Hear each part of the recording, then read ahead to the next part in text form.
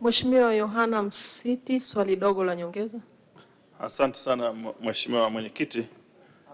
Nami kwa niaba ya wananchi wa jimbo la Itigi napenda kumuuliza Mheshimiwa Waziri, kwa kuwa jimbo la Itigi lina kata 13 na tunavyo vituo 4 tu vya afya na hili jimbo liko scattered sana. Sasa je, nini mpango wa serikali kujenga vituo vya afya angalau kwenye kata 3 za Ipande, Mgandu pamoja na Mwamagembe ili kupunguza adha ya wananchi wangu?